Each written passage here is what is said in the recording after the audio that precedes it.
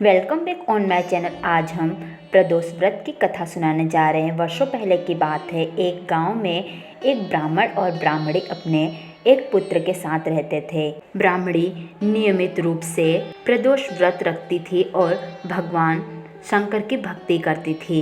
वे लोग बहुत ही गरीब थे। एक बार ब्राह्मणी के पुत्र ने गंगा स्नान करने की इच्छा प्रकट की और वह गंगा स्नान करने जाने लगा। परंतु जैसे ही ब्राह्मणी का लड़का एक नगर के पास पहुंचा तो वहां पर कुछ चोरों ने उसे घेर लिया और उससे बोलने लगे कि तुम्हारे पास जो कुछ भी है वो हमें दे दो। परंतु ब्राह्मणी के लड़के ने कहा कि मेरे पास कुछ भी नहीं है, मैं तो खुद ही गरीब हूँ। उसके बाद चोरों ने ब्राह्मणी के लड़के को छोड़ दिया।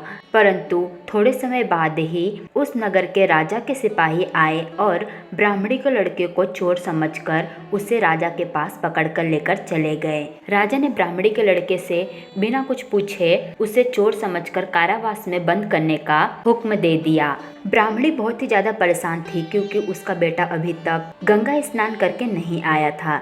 अगले दिन प्रदोष व्रत था। इस दिन ब्राह्मणी ने प्रदोष का व्रत रखा और भगवान शंकर से अपने पुत्र की सलामती की कामना की। जैसे ही उस दिन रात हुआ तो भगवान शंकर ने राजा को सपने में कहा कि ब्राह्मणी का यह लड़का निर्दोष है, वह चोर नहीं है, तुम उसे छोड़ दो। जैसे ही राजा की सुबह नींद खुली तो रात का सपना याद आया और उसने महादेव के कहे अनुसार ब्राह्मणी के लड़के को छोड़ दिया और साथ ही राजा ने ब्राह्मणी के लड़के को बहुत सारा धन और दौलत दिए। ब्राह्मणी का लड़का जैसे ही अपने घर पे पहुंचा तो उसे देखकर ब्राह्मणी बहुत ही ज्यादा खुश हो गई और ब्राह्मणी ने महादेव को धन्यवाद कहा और ब्राह्मणी के लड़के ने ब्राह्मणी से सारी बातें विस्तार से बताई। इस प्रकार से बहुत सारा धन मिलने के कारण ब्राह्मणी और उसके परिवार का जीवन बदल गया।